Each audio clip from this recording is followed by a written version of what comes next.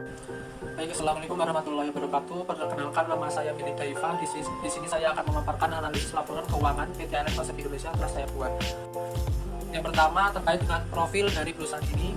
Perusahaan PT Allen Konsep Indonesia ini adalah perusahaan yang bergerak pada sektor perindustrian kode C, subsektor barang perindustrian kode C1, industri jasa komersial kode C22, dan subindustri jasa pendukung bisnis C224. Perusahaan ini merupakan perusahaan yang didirikan pada tanggal 11 Juli 2001 di Bali dan masuk Bursa Efek Surabaya pada tanggal 8 Juli 2015. Kemudian tahun 2017 perusahaan ini terdaftar di Bursa Efek Indonesia. Untuk kegiatan usaha dari perusahaan ini sendiri itu meliputi jasa akomodasi, jasa catering, dan konsultasi di bidang pariwisata.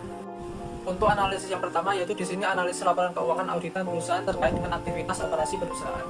Untuk yang pertama di sini menghitung laba operasi dan non operasi. Untuk laba operasinya sendiri di sini akun yang tercakup yaitu beban umum dan administrasi yang kemudian menjadi pengurang dari laba bruto sehingga ditemukan laba operasi pada tahun 2019 di sini sebesar 39 miliar 312 juta sekian, di mana ini lebih besar dibandingkan dengan tahun 2018 yang disebabkan oleh kenaikan laba bruto yang dipengaruhi oleh kenaikan pendapatan usaha pada tahun 2019 serta beban umum dan administrasi yang tidak naik dengan signifikan. Untuk laba non operasi sendiri di sini untuk akun yang tercakup yaitu pendapatan keuangan bagian atas bagian lintas dan beban keuangan yang selanjutnya kemudian diakumulasikan lalu menjadi pengurang dari laba bruto yang sebelumnya telah dikurangkan juga dengan laba operasi sehingga ditemukan nilai laba non operasinya pada tahun 2019 yaitu sebesar 26 miliar 705 juta sekian, di mana ini sedikit meningkat juga dibanding pada tahun 2018, di mana nilainya yang lebih besar ini disebabkan oleh pengeluaran yang cukup besar pada bagian biaya non operasional perusahaan serta pendapatan pada bagian ini yang tidak menutup bebannya. Lalu selanjutnya dapat dilihat di sini saya menghitung beban tanggungannya. Untuk beban tanggungan ini terdiri dari 4 komponen yaitu uang muka kepada kontraktor, biaya dibagi muka bagian lancar, aset pajak tanggungan, dan pajak dibagi muka selanjutnya diketahui totalnya sebesar 18 triliun 410 juta sekian. Untuk keempat beban tanggungan ini terjadi karena perusahaan telah membayar tanggungannya di awal sehingga perusahaan tidak perlu melakukan pengeluaran kas untuk membayar keempat beban tersebut pada periode selanjutnya, sehingga dapat menunjukkan arus kas masuk yang lebih besar di periode tersebut, di mana arus kas masuk yang besar akan terlihat menarik bagi investor. Lalu selanjutnya untuk struktur modal dari perusahaan ini sendiri menggunakan struktur modal sederhana, di mana di sini dapat diperoleh dari rumus laba tahun berjalan yang diatribusikan kepada pemilik perusahaan dikurangi dividen saham preferen dibagi dengan rata-rata tertimbang saham biasa yang beredar yang kemudian mendapatkan hasil sebesar Rp22,73 per sahamnya. Untuk labanya senilai sebesar itu. Yang ini pun juga sudah tercantum pada CALK di laporan keuangannya di bagian laba per saham.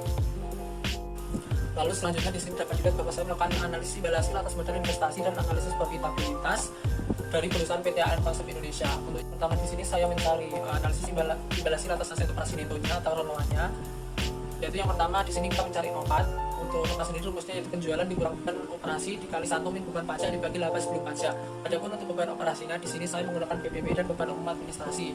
Yang selanjutnya dapat dilihat di sini NOPAT-nya menjadi bernilai 34 miliar 202 juta sekian. Setelah NOPAT ditemukan, di sini saya mencari ROA dari perusahaan.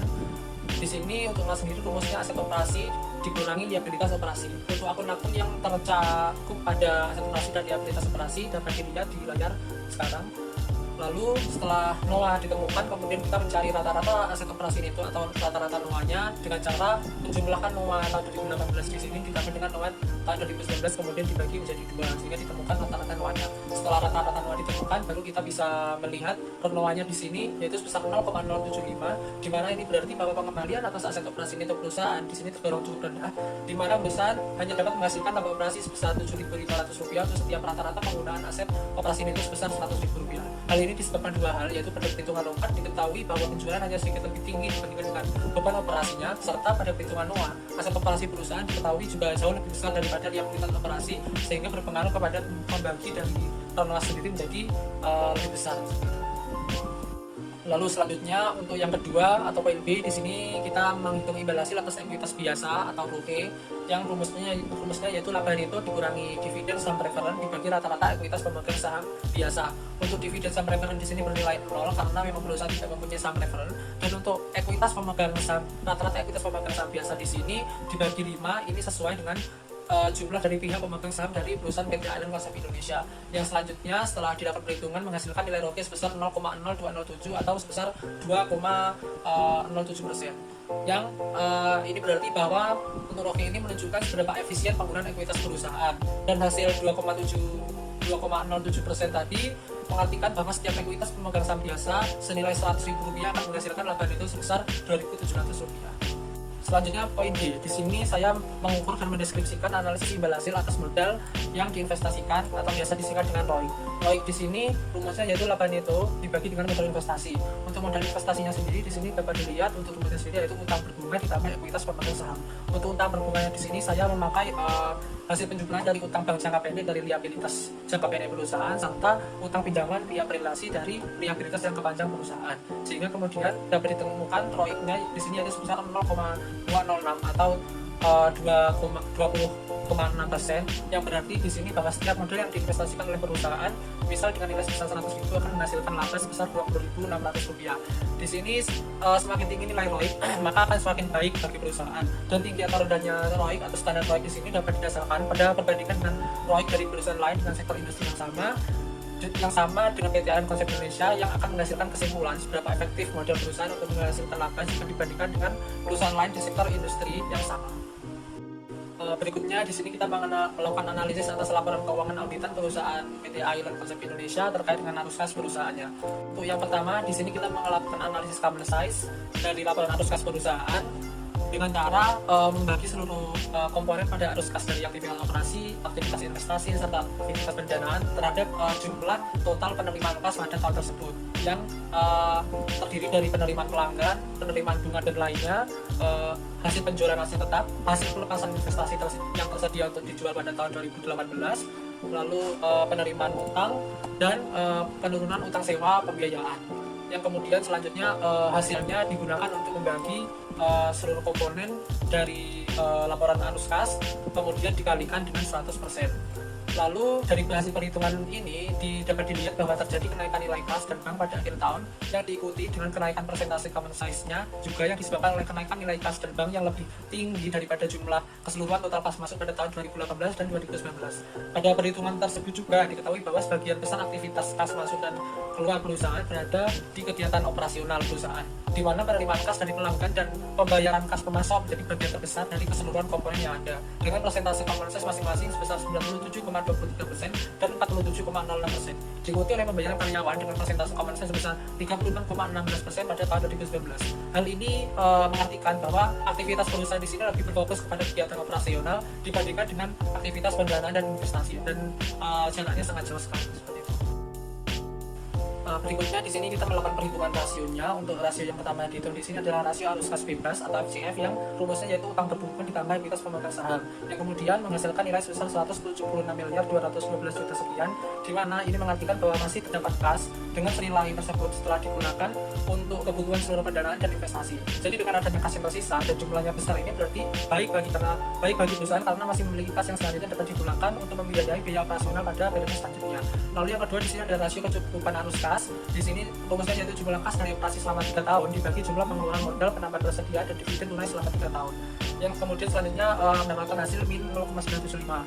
Hal ini berarti bahwa perusahaan dalam hal kebutuhan uang tunai masih sangat kurang karena nilai rasionya minus. Angka minus ini terjadi karena persediaan perusahaan selama 3 tahun berturut-turut terus menurun dan tidak melakukan pengeluaran modal serta melakukan pembayaran dividen tunai. Nilai minus ini juga berarti perusahaan sangat membutuhkan dan bergantung pada pendanaan eksternal untuk menutupi pengeluaran perusahaan. Hal ini dapat terlihat pada beberapa akun utang perusahaan dalam laporan posisi keuangan, di antaranya seperti utang jangka pendek, lalu utang pada pihak ketiga, utang pinjaman, pihak relasi. Lalu yang terakhir itu rasio investasi kas. Di sini rumusnya arus kas operasi dikurangi dividen dibagi aset tetap brutto ditambah aset lain ditambah modal kerja. Yang selanjutnya mendapatkan hasil 0,048%. Di sini berarti bahwa rasio yang dimiliki oleh perusahaan tergolong kurang baik karena berada di bawah 7%, yang malah menjadi angka minimal untuk perusahaan dikatakan memiliki rasio reinvestasi kas yang baik. Angka 4,8% ini berarti bahwa kas operasi yang ditahan dan diinvestasikan kembali perusahaan untuk mengganti aset pertumbuhan operasi itu masih sangat kurang. Berikutnya lanjut ke nomor 5. Di sini saya melakukan analisis laporan keuangan auditan perusahaan PT ALM Konsep Indonesia terkait dengan likuiditas serta struktur modal dan solvabilitas dari perusahaan tersebut. Untuk yang pertama yaitu di sini ada poin A, analisis likuiditas perusahaan. Di sini ada total 10 rasio dan perputaran yang dihitung. Di sini yang pertama yaitu rasio lancar. Untuk rasio lancar di sini rumusnya total aset lancar dibagi liabilitas jangka pendek dan memperoleh nilai sebesar 2,65, yang mana di sini berarti kemampuan perusahaan dalam membayar kewajiban atau utang jangka pendeknya dengan aset lancar bisa dikatakan sangat bagus dikarenakan nilai aset lancarnya yang sangat besar jika dibandingkan dengan liabilitas jangka pendeknya. Lalu selanjutnya yang kedua adalah rasio kas terhadap aset lancar sebesar 0,0366%. Di sini efek yang dapat dipertimbangkan bernilai 0 karena memang perusahaan tidak mempunyainya. Untuk hasilnya sendiri di sini yang berarti bahwa kemampuan perusahaan untuk menghasilkan aset lancar ini buruk karena jauh dari nilai 1. Hal ini terjadi karena nilai kas perusahaan yang jauh lebih kecil dibandingkan dengan total aset lancar serta tidak memiliki efek yang dapat diperdagangkan. Lalu yang ketiga, rasio kas terhadap liabilitas jangka pendek di sini ditemukan hasilnya sebesar 0,097 dan di sini berarti bahwa perusahaan memiliki kemampuan yang sangat kurang untuk memenuhi kewajiban jangka pendeknya dikarenakan nilai kas dan secara kas yang jauh lebih kecil dibanding dengan liabilitas yang dimiliki, ditambah dengan perusahaan yang tidak punya efek yang dapat diperdagangkan juga. Lalu yang selanjutnya perputaran piutang dan juga perputaran hari penjualan di dalam piutang masing-masing, yaitu sebesar 3,396 untuk perputaran piutangnya dan 98,44 hari untuk perputaran hari penjualan dalam piutangnya. Yang di sini berarti nilai perputaran piutang perusahaan ini cukup lambat. Hal ini dibuktikan dengan hari yang dibutuhkan untuk menagih piutang yaitu mencapai 98,44 hari yang dapat menyebabkan resiko terjadinya kegagalan dalam penerimaan piutang. Lalu selanjutnya di sini ada perputaran persediaan dan hari penjualan dalam persediaan masing-masing 0,85 kali dan 393,7 hari. Yang di sini berarti bahwa perusahaan ini tidak efektif dalam manajemen perusahaan, di mana dalam waktu 1 tahun perusahaan hanya dapat memutar persediaan sebanyak 0,85 kali dalam 1 tahun, yang menandakan bahwa perusahaan tidak cepat dalam menjual persediaannya. Sementara angka 393,7 hari di sini mengartikan bahwa perusahaan kurang efektif dalam mengelola persediaannya, di mana perusahaan dapat menjual persediaannya dengan kurun waktu yang sangat lama yaitu sebesar 393,7 hari. Lalu selanjutnya untuk perputaran utang usaha dan jumlah hari pembelian dalam utang usaha di sini masing-masing sebesar 11,25 kali untuk perputaran utang usahanya dan 32,35 hari untuk jumlah hari pembelian dalam utang usaha. Yang di sini berarti bahwa perusahaan dianggap sudah baik dalam hal mengelola perputaran utangnya, di mana ini ditujukan oleh kecepatan perusahaan dalam membayar utang usahanya yang kemudian membuat perputaran usaha terjadi sebanyak 11,25 kali dalam 1 tahun. Sementara angka 32,35 di sini menunjukkan rata-rata waktu yang dibutuhkan perusahaan dalam membayar utang usahanya. Hal ini berarti perusahaan sudah baik dalam mengelola utangnya. Lalu yang selanjutnya di sini menghitung rasio cepat. Di sini mendapatkan hasil sebesar 0,548 kali, yang berarti bahwa perusahaan kurang baik dalam membayar liabilitas jangka pendeknya menggunakan aset lancar yang dimiliki. Hal ini merupakan dampak dari nilai kas yang kecil jika dibandingkan dengan liabilitas jangka pendek yang dimiliki serta perusahaan yang tidak memiliki efek yang dapat diperdagangkan juga. Lalu yang terakhir ukuran arus kas di sini sebesar 0,163, yang di sini berarti bahwa perusahaan tidak dapat menghasilkan cukup arus kas masuk untuk melunasi utang jangka pendeknya dari arus kas operasi karena nilai yang dihasilkan masih jauh dari nilai 1. Ini terjadi karena nilai arus kas operasi yang jauh lebih rendah daripada liabilitas jangka pendek sehingga perusahaan memerlukan bantuan melalui pos pendanaan yang lain. Berikutnya pada poin B yaitu analisis solvabilitas perusahaan. Di sini ada 4 komponen yang dihitung, yaitu yang pertama total utang terhadap total ekuitas. Di sini menghasilkan sebesar 0,43 atau 43%, yang berarti bahwa pendanaan perusahaan di sini tidak terlalu bergantung kepada utang dan lebih bergantung kepada ekuitas karena rasio utang sebesar 43% tersebut, maka sisanya sebesar 57% dapat diartikan adalah nilai dari ekuitasnya. Lalu yang kedua total utang terhadap modal ekuitas, di sini 90,755%. Di sini berarti total utang perusahaan masih lebih kecil daripada ekuitas pemegang saham sehingga dapat diartikan bahwa sumber pendanaan perusahaan masih tergolong baik karena tidak terlalu bergantung kepada utang. Lalu yang poin C, utang jangka panjang terhadap modal ekuitas, di sini menghasilkan sebesar 0,039, yang berarti bahwa nilai utang jangka panjang masih jauh lebih kecil dibandingkan dengan total ekuitas pemegang saham, yang mana ini berarti bahwa aktivitas pendanaan perusahaan dapat dikatakan baik karena tidak bergantung pada liabilitas jangka panjangnya. Lalu yang terakhir total utang jangka pendek terhadap total utang, di sini sebesar 94,8%, yang berarti bahwa sebagian besar utang yang dimiliki perusahaan adalah utang jangka pendek yang tenggat waktunya itu kurang dari 1 tahun, sehingga perusahaan harus mempunyai jumlah liabilitas yang besar yang butuh untuk segera dilunasi. Lalu yang terakhir poin C, di sini memprediksi kesulitan keuangan perusahaan dengan metode Altman Score. Di sini Altman Score sendiri rumusnya yaitu 0,71x1 ditambah 0,847x2 plus 3,107x3 plus 0,42x4 plus 0,998x5. Jadi di sini ada 5 komponen untuk menghitung Altman Score. Untuk komponen pertama X1 di sini yaitu rasio atas likuiditas perusahaan sebesar 1,03, rasio aset perusahaan dan profitabilitas sebesar 0,141, ini X2-nya. Lalu X3 return of asset sebesar 0,113, rasio struktur modal X4 ini sebesar 0,72 dan X5 yaitu tingkat perputaran modal sebesar 0,55.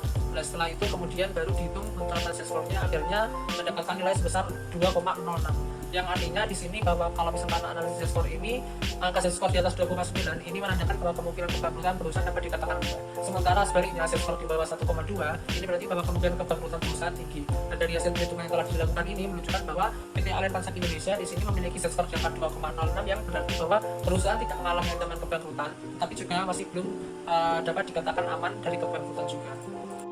Ya, yang terakhir kesimpulan analisis di sini saya bagi menjadi 4 poin. Yang pertama yaitu perusahaan memiliki tingkat profitabilitas yang cukup baik. Di sini terbukti dari kurun waktu 2 tahun terakhir konsisten mencatat laba bersih dengan nilai yang meningkat. Tetapi perusahaan disarankan untuk lebih ketat terhadap pengeluaran kas, khususnya pada pos beban langsung seperti beban pokok pendapatan dan beban umum administrasi. Hal ini terlihat di mana beban pokok pendapatan meningkat 2 kali lipat dibandingkan dengan tahun 2018. Lalu yang kedua, untuk imbal hasil atas modal investasi perusahaan dan profitabilitasnya sudah cukup baik. Hal ini dapat dilihat dari hasil mengelola ROI dan ROIC perusahaan yang menunjukkan hasil positif di kisaran 7-20%, di mana ini mengindikasikan bahwa imbal hasil atas modal investasi dan profitabilitas perusahaan sudah cukup baik bagi perusahaan. Tetapi untuk analisis lebih lanjut tetap perlu untuk membandingkan rata-rata pada perusahaan lain dengan sektor yang sama, sehingga dapat diketahui apakah presentasi tersebut dapat bersaing dengan perusahaan lain atau tidak.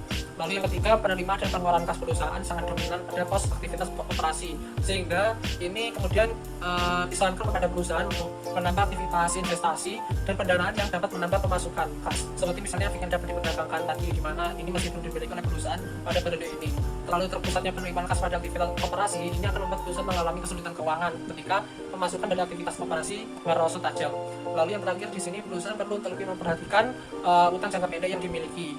Perhitungan rasio utang yang telah dilakukan tadi juga mengindikasikan besarnya utang jangka pendek yang dimiliki perusahaan, sehingga nantinya dikhawatirkan berdampak kepada pengeluaran dari perusahaan itu sendiri. Ya, mungkin sekian pemaparan analisis perusahaan PT Allianz Konsep Indonesia yang dapat saya sampaikan. Kurang lebihnya mohon maaf. Wassalamualaikum warahmatullahi wabarakatuh.